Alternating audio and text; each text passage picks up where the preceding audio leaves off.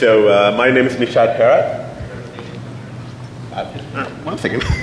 We can there. So and this is Anders, and I'm not even going to try to pronounce his last name because I'm pretty sure that I'll get it wrong. But so what we're going to talk about today is actually using the hardware feature that has been present in the Intel CPUs or compatible CPUs for quite some time, but in a way that was not necessarily something that it was intended for. We're trying to talk about how we can use it for better security outcomes,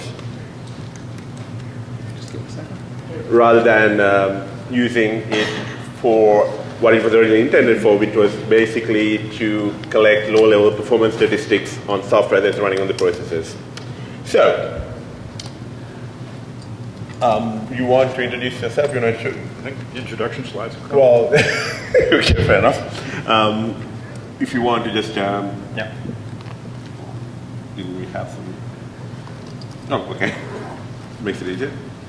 All right.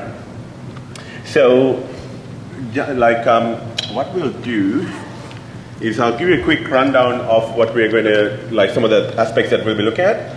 So first of all, what we're going to do is we're going to give you a brief introduction to the hardware performance monitoring counters on the Intel CPUs. Well, I'm going to use the term Intel CPUs for the architecture because that comes naturally, but it's the same with compatible CPUs as well to a large degree. And we're going to talk about how these performance monitoring counters can be used as a detection or mitigation method for return-oriented programming. Yep. And here we won't be really talking about what we have researched into it per se, as much as we'll be pointing out at some of the things that people have done with this. And we will be talking about using the performance monitoring counters to detect and mitigate an attack, a low-level attack like Rowhammer. And we will also briefly discuss what we can do against rootkits.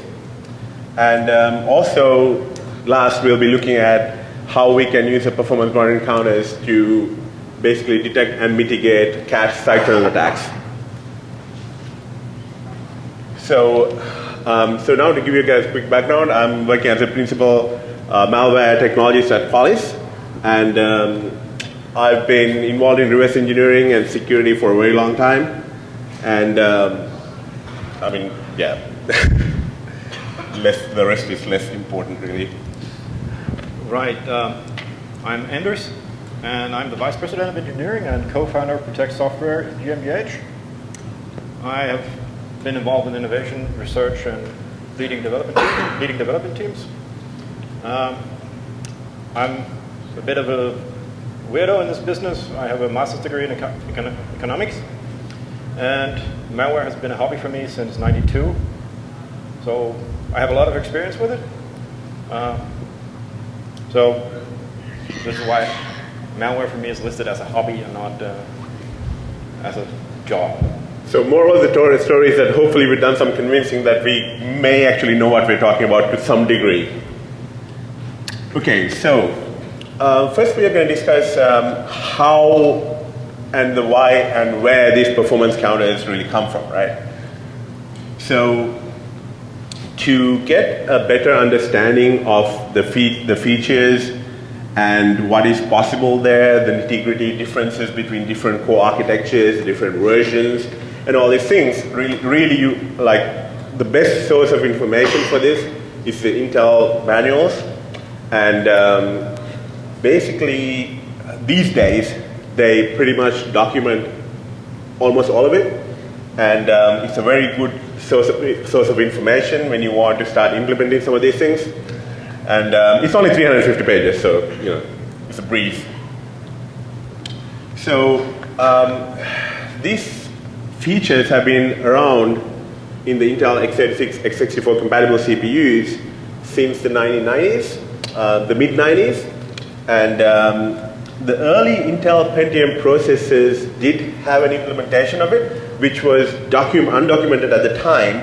And Turgy Matheson basically published his insights into how these things work by reverse engineering a piece of software that Intel released called EMON. And that explained how this worked in the early Intel Pentium processors.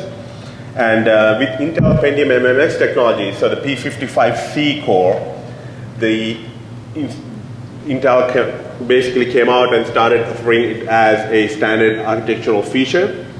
And with the Intel Pentium implementation, there were 2 performance monitoring counters, but they were implemented as model-specific registered, or MSRs, and they were both readable with RDMSR instruction, but only in ring 0. Now, when it came to the Pentium MMX, the P55C, Intel basically introduced a new instruction called RDPMC, which allowed you to read these performance monitoring counters, and you could also do it from ring 3 or any other ring, basically. And also, with the P55C, they introduced RDTSC, which is basically read timestamp counter, which does provide very high resolution timestamping information for the Intel processors.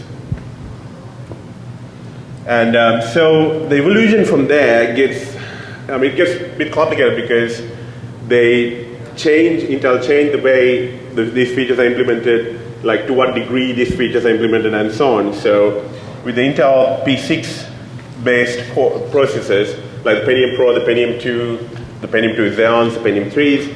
So in these Pentium P6-based architectures, you have 2 40-bit PMCs. And on the Intel NetBurst-based architectures, you get 18 40-bit PMCs. And then at some point, Intel basically changed to have fixed function and programmable function PMCs as well. Now on the Atom, you get 2 programmable PMCs, which basically can be programmed to monitor different performance events. And you get 3 fixed function counters. So there is some variation in the silicon implementation of these things. So this feature set is not consistent across all the Intel hardware. So when you're implementing some of these things, you need to take into account which actual hardware you're running on, which CPU you're running on, and then query the CPU to see what features are available to you, and start using the features, the performance monitoring features that are present in that CPU. So in general, the performance monitoring counters can monitor 2 main categories of things in terms of the performance events as well as the event duration. So in terms of events, these days, there's so many events. So you really need to look in the manual for a description of all the events that are available for any microarchitecture that you're interested in. But in general, what Intel has done these days is that there is a set of performance events that can be used with PMCs that are considered architectural events. So these are essentially part of the architecture and not considered model specific anymore. So the idea is that the architectural events are meant to be a lot more consistent than model specific events. But even architectural events, there's Intel does give you a mechanism to see which architectural events are available on a given microarchitecture. So it is not still a solid target, it's still a moving target because Intel keeps on adding to this. There's I think the current performance monitoring version is version 4, so there is variation. And with the newer CPUs, you have a lot of model-specific performance events that you can monitor, and some of these things are really cool. Some of these things are really low-level cool stuff. For example, one of the useful ones is branch misprediction. So where the branch predictor fails to predict branches, that you can get a performance event based on that. So things like this. Now, what other things are available? You can have number of instructions decoded, the number of interrupts received, number of cache loads, number of cache misses, and all these things are available to you. And these things are not really available by any other means to directly have this information without using the CPU performance counters from stock software that is running on the system. And another really cool feature is that you can actually have a performance monitoring interrupt that will be triggered when a certain condition is met when it comes to a given performance event. So you can basically set up a count and say, I want the CPU to be interrupted every time n number of performance monitoring events of this description has taken place.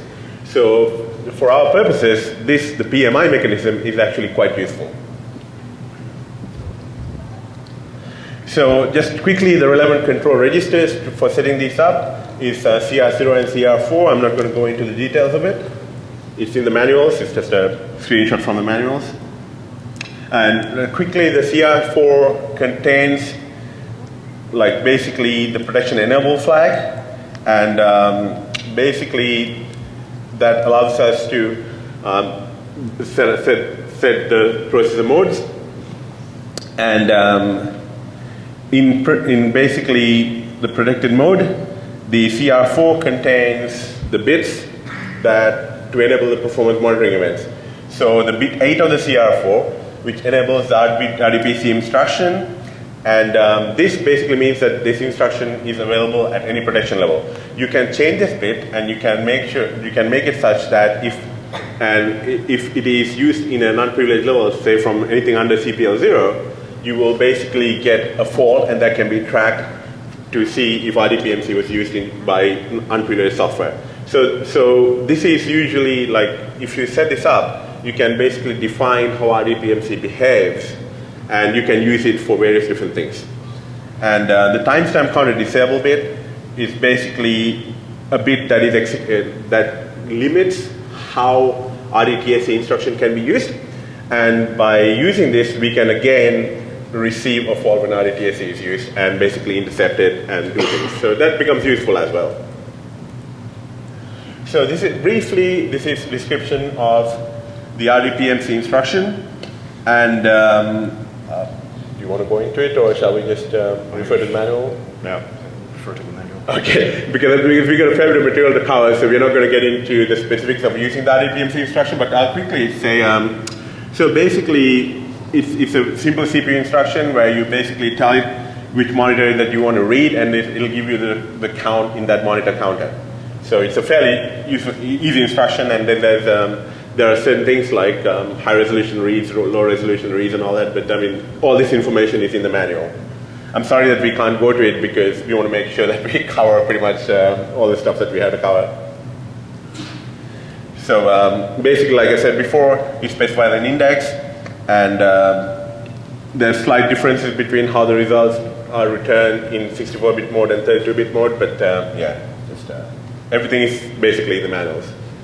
And RDTSC is basically, there's no indexing or anything. RDTSC is to read the timestamp counter, so you call the instruction and the results are returned in EDX-EX. And again, 64-bit, it's basically returning the same result, but in a slightly different register format. So like this, yeah. Okay, so now going back to figuring out what PMC information is available to us on a given microarchitecture, we can use a CPU ID instruction, and CPU ID instruction provides different leaves that give you different information about the process. So this is the leaf OXA, and this is how what the basic information that they return in terms of all the different things related to the performance monitoring. And again, you can go and have a look at the manual, and it'll give you a clear idea of what information you can get and how you can get it and how you can determine which events are supported and how you can use it. So the specific part of the manuals for this particular information, in terms of the monitoring events themselves, is in chapter 19, performance monitoring events, in the volume 3, which is the system programming guide.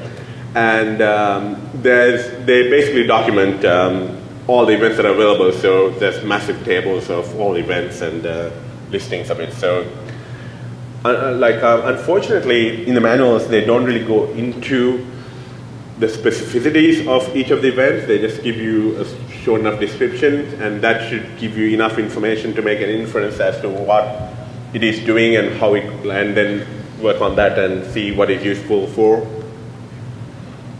Okay, so in terms of how this all comes together in a runtime setting, is when after the CPU is reset, all the programming counters are basically reset to 0, and all the programming counters are disabled by control register being disabled and cleared and reset to 0.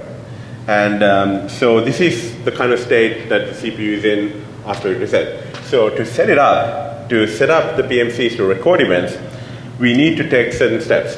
So I'll quickly run down through the steps so you get a rough idea of the workflow. So basically, to set up PMCs to record events, first of all, we can either disable all counting or selectively reset the counters by selecting the control register to disable the particular counter. So basically, you can do this by setting IA32 global control MSR to 0, or reset individual event selectors for each register. So for the performance counters, you get the event selector and the event counters. So by controlling the event selector, by setting it to 0, you can disable the counting. And basically, if you're using the technique or the method I was describing before, where the CPU is interrupted when certain amount of performance events have been generated, that is, they call it the PEBS, which is a precision event-based sampling. So to do PEBS, we basically set so for each PMC register, performance control register that we want to use, we basically set the number of events as a negative value after which we need the interrupt to occur. So the interrupt occurs at overflow. So if you set a negative value, after that many number of events, when the register turns to 0, you'll get an interrupt. So basically, that's the performance monitoring interrupt. So to use the PEBS, we have to hook the PMI interrupt and set up our own ISR, interrupt service routine. So like most operating systems will provide you the functionality to basically set up your own ISR. And in Windows, there's an undocumented HAL function, and that HAL function can be used to basically set up the ISR for PEBS. And if you wanted to do it bare metal, you can basically set up the appropriate local vector table entry in the epic and hook the IDT entry for what you have set up in the epic already. And in Windows, the ISR there's a very specific ISR for the PMI event, which is the HAL perf interrupt. So technically, you can use this to maybe brute force the ISR that is actually mapped for this particular interrupt, because you know what the OS likes to set it to. So once if you use PBS, if you have set the ISR, now to start recording events, all you need to do is that for each performance monitoring counter, there's 2 registers. One is the event selector and one is the count itself. So basically, you need to set up the performance event selector for the relevant counter. And this can be set up to instruct the CPU that which type of events you want to monitor with this particular counter. And basically, it can be, so you have what is called an event select and a unit mask, and this is all documented in the Intel documentation. So for each event, you figure out what UMask you want and what's the event select event ID, and then you set it up, and that's how you set up the PMC to detect the event that you want. And to start recording events, once the event select is set up, you have to set up the enable bit for that particular event select, and then you had also make sure that the perf global control is enabled. And when you're done recording events, you set the perf global control to 0, so the performance collecting events turn to 0, and all the PMC counter registers, you can basically reset them. And basically, you also need to clean up the ISR that you have set up if you're using PEBS. So how well does the PMCs perform? I mean, clearly it's quite powerful. What is the performance impact? Well, using this mechanism is virtually free, really, because it's implemented in Silicon, and other than interrupt latencies and things like that, it is largely, well, for lack of a better word, free, really. There are obviously instruction timings and whatnot that come into play. Like, for example, on some processors, doing a 40-bit fast read of a counter is actually faster than doing a 48-bit read. But I mean, they're very minimal performance impact in terms of actually using it in real-life scenarios. I mean, obviously, if you were polling it like excessively, it'll compared to what else that you're doing, it will be it will have an impact. But realistically, for real-life use cases, it is quite low cost depending on how you go about doing things. So it can be free, almost. And with the interrupts, you can get the incidence count, obviously, and you can also see the duration between two events if you wanted to. And so in terms of the cost of using the PEBS system, the user mode cost of receiving this interrupt could be like 500 nanoseconds plus, and the event processing cost, as in like your decision making after you have seen this event, is on top of that. So you want to keep. So we have different incidence count for different types of events.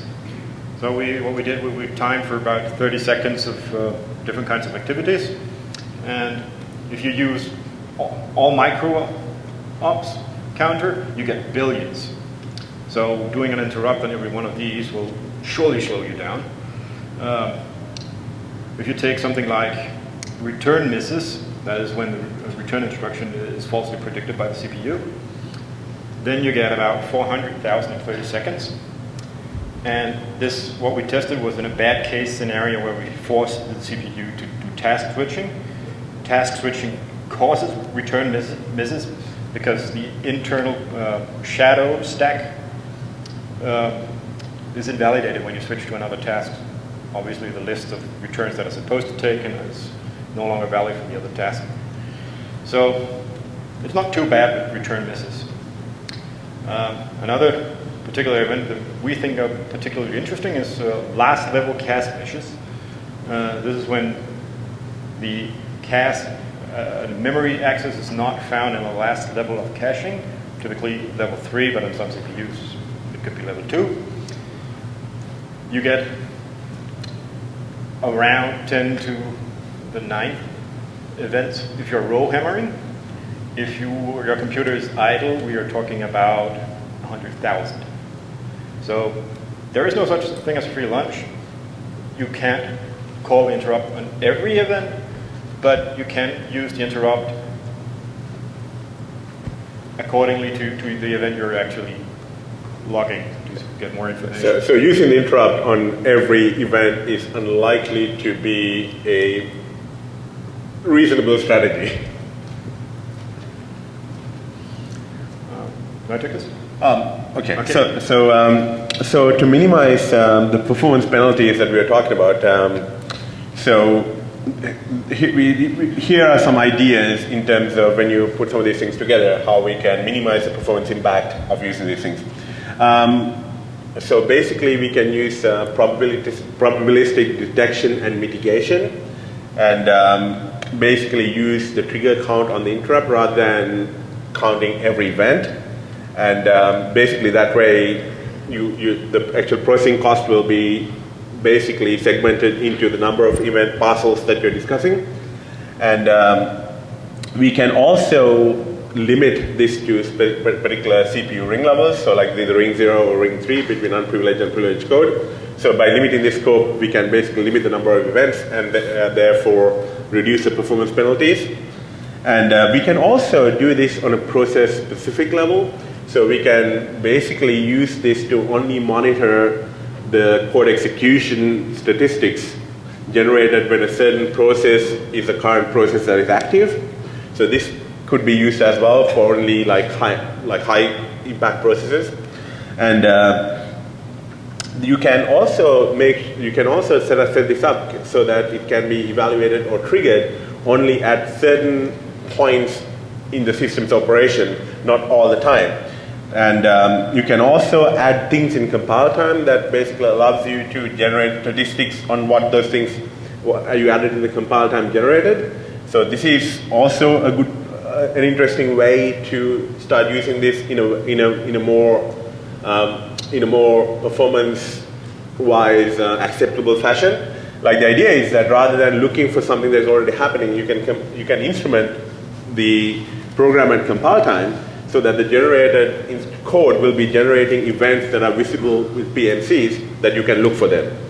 And in runtime, we can do it by installing type of instrumentation or hooks at certain points in the OS functioning, and we can evaluate at those certain points. And generally when you're using processing that is costly, it is better to do that on rarer events rather than on more frequent events, obviously. Okay, I just wanted to say that we will return to the topics on this slide again and again over the rest of this talk. Yeah. So if you remember one slide, this one is it. Okay, so basically we are going to briefly look at what kind of ROP mitigations that can be used. And to give an idea of ROP, I don't really want to get into this too much, but I mean, I'm sure you guys are familiar with ROP. So ROP is basically generalized return to libc. I mean, like we didn't have ROP when we were growing up. It used to be called return to libc, and ROP is a more generalized version of it. And basically what ROP does is that it circumvents dead execution prevention of data areas where executable code can't execute from data areas. And so the first line of defense against ROP is basically SLR, where we basically change things around in the address space so you don't really know where to return to. And now the thing with SLR is that it can be defeated in many ways under the right circumstances. And info leaks can be quite handy in this sort of thing. So SLRs are not really it raises the bar but it doesn't solve the problem entirely. And with ROP, there are other schemes like jump-oriented programming, basically call-oriented programming. We're using indirect calls, or the counterfeit object-oriented programming, where you're basically using the features, the memory representation of objects to set up a similar state machine. So now, yeah. We need to speed up. Yeah. Okay. So in terms of ROP detection, some of the more interesting stuff is done by these guys, which is basically, they call it K-Bouncer. They basically won the Microsoft Blue Hat Challenge for this. So what it basically does is that they did the proof of concept on Windows as Professional Service Pack 1. And what it does is it uses the last branch recording, or the LBR stack in Intel CPUs. And basically what it does is that it intercepts certain key system calls, and at the point of the system in user mode, and when the API calls is intercepted, at that point they will basically issue an RTL to their driver to read the performance events in kernel mode. Basically, in this case, the LBR stack, which is a stack of the last 16 branches recorded, and then it will see if the last 16 branches recorded is consistent with the standard call flow for that particular API, or whether it was highly deviating from that. A comment here. They are using user mode hooks to install this. Yep. And this is a particular case of what we call instrumentation. They use this technique to get by that the stack of the LBR is only 16 large. Mm-hmm. So if you can log it globally, you will get nothing. So this is a way you can use instrumentation to get specific data out. Yeah, so going back to that point where we were talking about how to optimize on our usage, here they're basically instrumenting critical points in the OS, where at these points you inspect to see if the call flow to that point, within limitations obviously of the 16 large stack, that it is consistent with the call flow that is usually meant to get there. And this one is an interesting one by Georg Wojcicki. This is a US patent from CrowdStrike. And basically what they're doing here for ROP detection is that they're using the performance measuring counters from ring 0, and they're looking for the red misses that we were talking about. So red misses is basically when the return address is mispredicted by the CPU. And in case of something like ROP, you are likely to get red misses because the addresses that you're returning to in a ROP setting are not usual addresses that are returned to. They're basically different addresses of gadgets. So the prediction in this case, it's the CPU will not have predicted these things beforehand to these things occurring, because in the normal operation of the CPU, or normal operation of code, it's not really returned to these points at all. So you don't return, like normally, you don't return to the gadgets directly in the normal operation of the CPU or the OS. So this is an example of using limitation to ring 0 to get somewhere. I talked a little bit about before that return misses are made difficult by task switches. This is a way to eliminate this problem by limiting the scope using ring 0. I think before we proceed, I'll just say you could actually use the instrumentation method that K-bouncer used to do the same thing for user mode if you wish to do so. The advantage of doing that with the normal performance counters is that you get a much deeper stack than 16. Okay, so if you wish to do a stack of 200, you have no issue.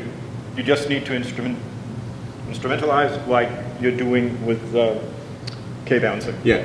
So again, like K-bouncer is using the LBR stack.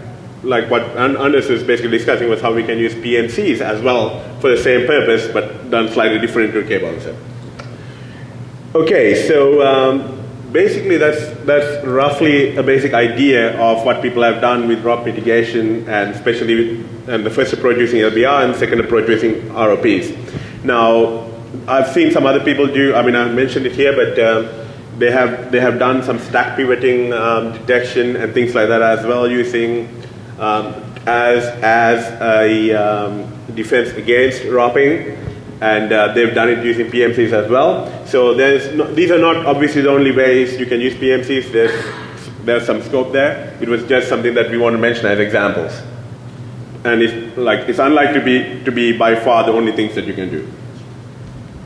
And so, like before we move on, do you have anything to add before we? Okay. So now we are going to start. We're going to look at how we can mitigate a low-level problem like row hammer using the performance counters. So basically, the row hammer stuff is based on some of the original research that was published in this paper about bit flipping in DDR3 RAM.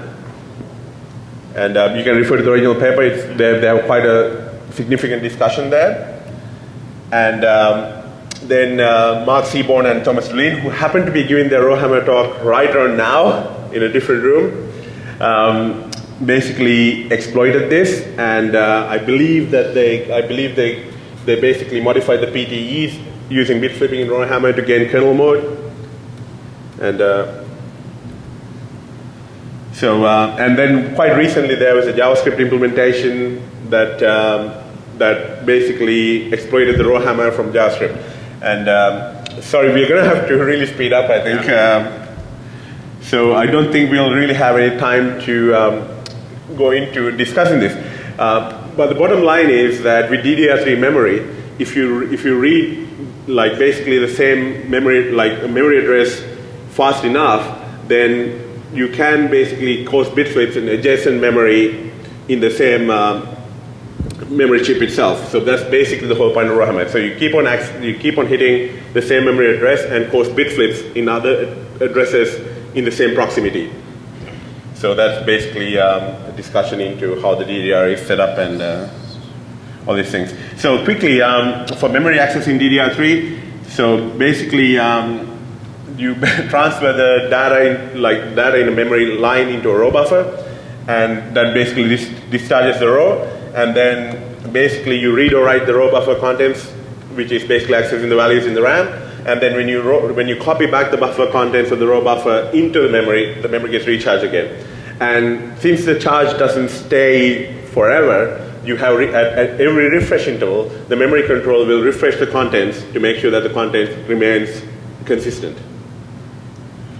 So this is basically the code that they published to trigger rowhammer, and I probably wouldn't go into that. I think we should talk a little bit about the refresh rate.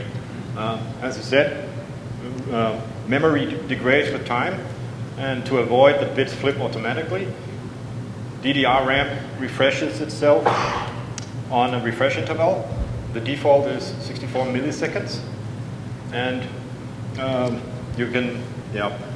So I think this is important because... Yes, this is important because we like to basically cause the bit flips. You have to basically hammer within that refresh interval, otherwise the memory gets refreshed again. So it has to occur within that refresh interval. And so in general, memory is most likely to increase in density. So basically, and the magnetic field properties are that it's inversely proportional to the square of the distance. So as memory gets more dense, this type of electrical disturbance issues are likely to be more and more prominent.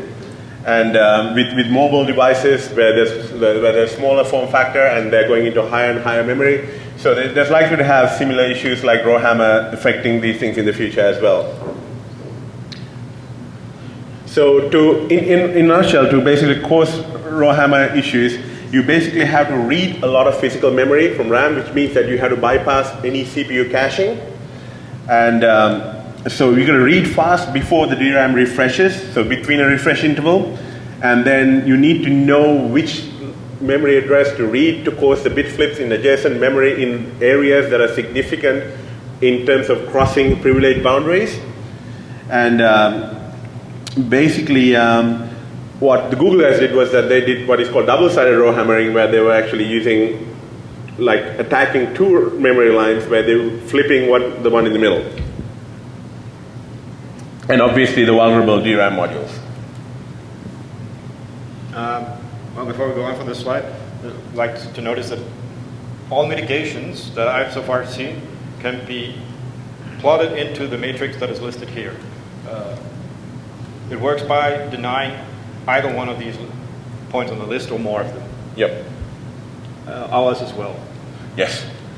Okay, so this is basically original source documentation that you can have a look at, and some testers that tested for rowhammer. This one is quite interesting because it's a JavaScript implementation.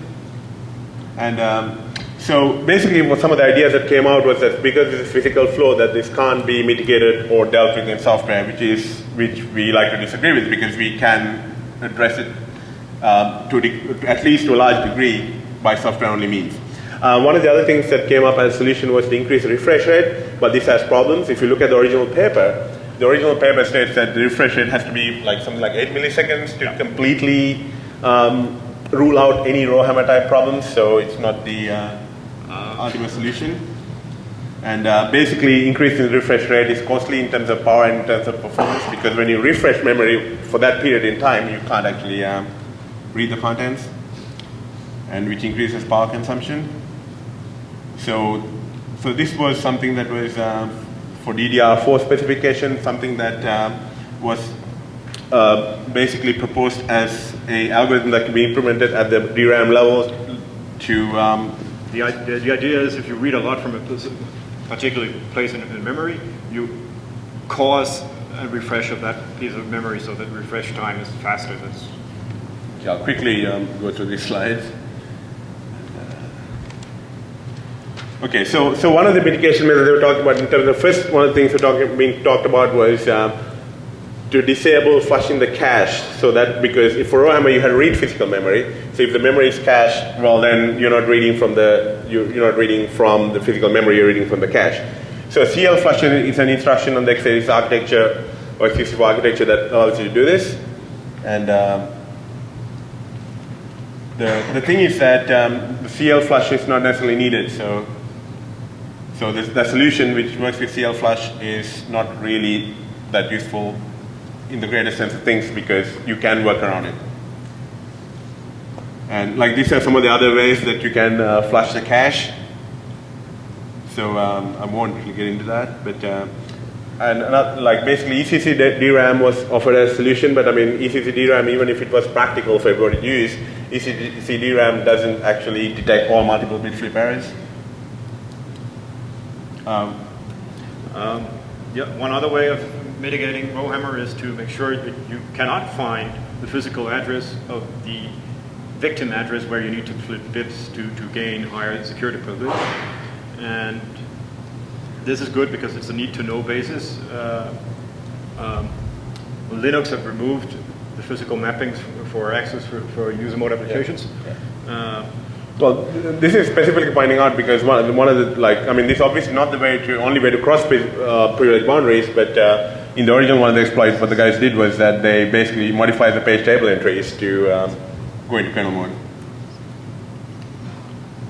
So basically what we are doing, like basically our solution to detecting and mitigating rowhammer is to basically detect the LFC cache misses, because when the data in the cache is evicted or it is flushed to directly access the RAM, we generate a performance monitoring event, which is a low-level cache miss.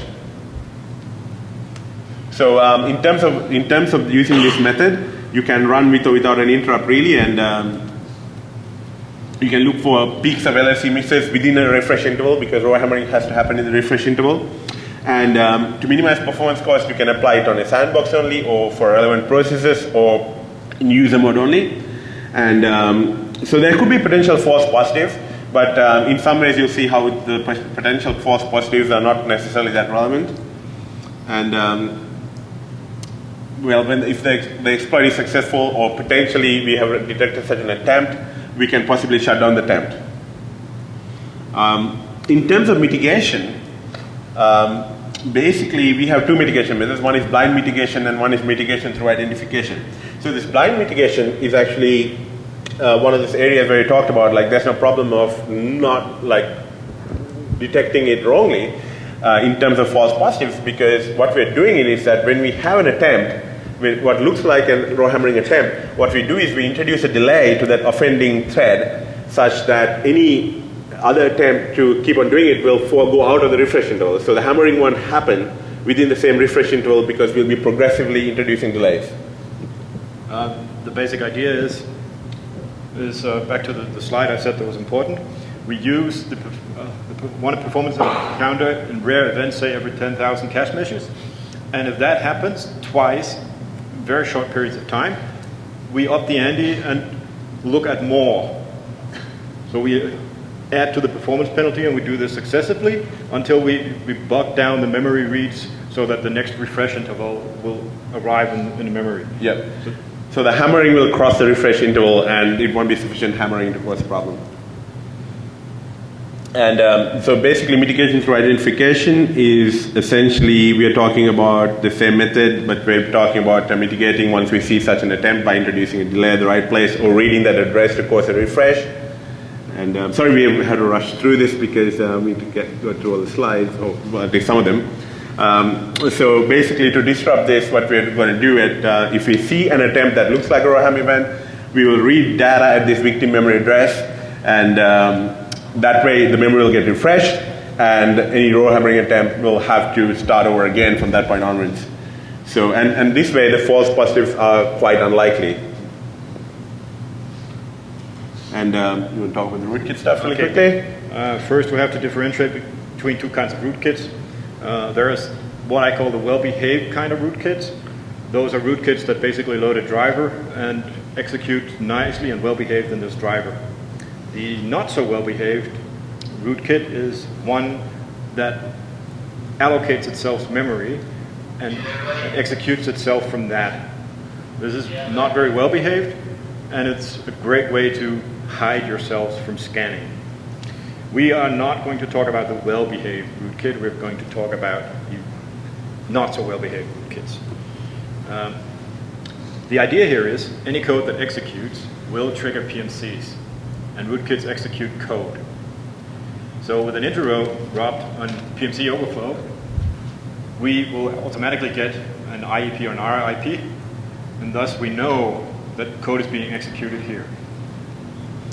then we can traverse all known modules and see if it's in those modules. If it's not, then we have a suspect. We think this might be a rootkit. A suspect can be dealt with by standard methods. The problem with just searching the RAM is it's quite possible to obfuscate memory.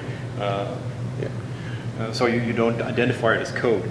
But when you actually have an interrupt there, you know that it's execution at this point. Yeah, so generally the idea is that rather than looking for memory regions in memory which look like executable and seeing like what the content is in there, we look at the actual statistics about the code that actually executes and see if code is meant to be executing from these areas in general operation of the operating system. And if it is not, then there's something fishy going on there. So a practical implementation, first we thought of all micro-ops, which just hits too often. We also tried instructions retired, which triggers a bit less. But we ended up using L2 cache misses. This is because they're much rarer than the instructions retired, but it's virtually impossible to avoid triggering L2 cache hits at some point. And also the relative performance penalty for using L2 cache meshes versus other things is that in loops, you tend to get that the cache will be loaded and we don't see the loop twice in the performance counting. So, actual processing, we have deferred to another thread. So we just record that here was an event and pass it on to another thread and let it do standard testing for malware code. Obviously, we have false negative problems. We could identify any code execution outside of kernel mode and inside of kernel mode as well.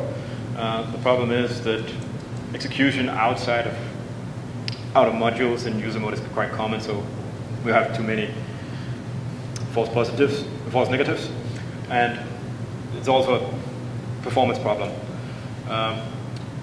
Also, we realize that it's only probabilistic detection.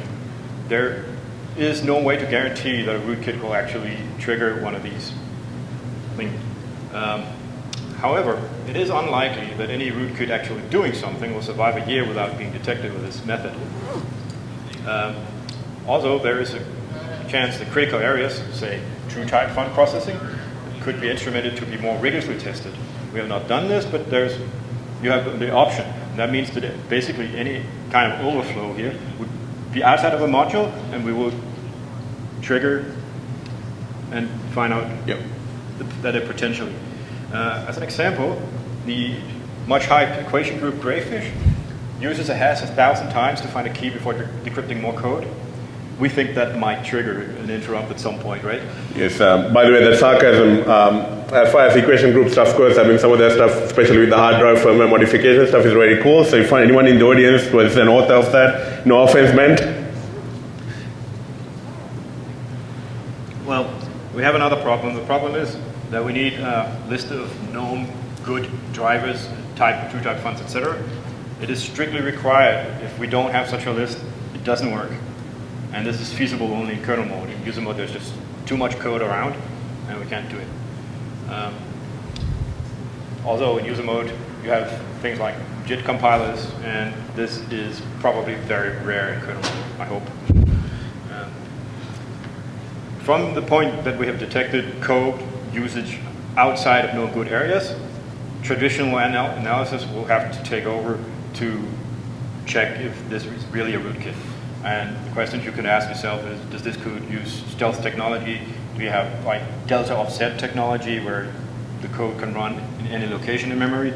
You could have known good signatures to sort out false positives further. You could also have known bad signatures, standard antivirus stuff. So obviously our method can be defeated. We're not the only client using the PMC, so other rootkits could override our PMC usage. However, the IDTSC instruction might statistically tell on attackers turning off the PMC, so we might actually know if somebody's trying to detect us or avoid detection by these means. And we might actually get a chance to check the MSRs and detected that way as well. And also PMC virtualization by VMMs add another layer of complexity to the whole process. So obviously we won't have any time to cover the cache side channel attacks.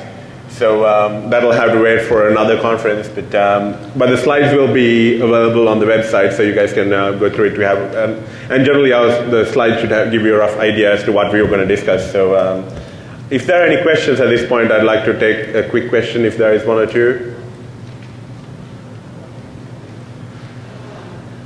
Okay, it doesn't look like there's any questions, so you can do a couple of slides of cache side channel attacks then. Okay, the idea behind cache attacks is that the third level cache is shared on all cores and all virtual threads, or hyperthreading. And that means that accessing memory from one core will be able to be spotted in another core because the latency, because it's placed into cache by the first core, the second core will be able to see this because memory access is faster. So measure the time for accessing the memory. You can know if a victim used a certain address. So basically the flush and reload attack is you flush a memory address and you wait a second and then you try to read it, and if the read is fast, somebody else used this memory, and if the read is slow, nobody used it. So you get information about other processes and other privilege levels outside of the sandbox. Outside of the VM sometimes maybe. And yeah, so basically that's the kind of information you can gather by cache side channel attacks, and we're basically using PMCs, you can address them to some degree as well. How are we doing for time, by the way? Are we? Yeah, okay. So we're going to have to wrap it up there because we're obviously out of time. So summing it up very quickly, I think we have shown that performance counters can actually say a lot about things that are going on inside the CPU that are not normal and is directly related to malicious activity. Or at least abnormal activity, in the very least. And so in some cases, directly malicious activity, like, for example, like in case like Rohammer. Yep. Okay, so that's it. Thank you very much. Sorry that we couldn't get through all the slides, but we'll put the slides up on the website. I'm sure it'll come on like in the next couple of days. So you can go through the slides, and that should give you a rough idea of what we're going to talk about. So thank you very much.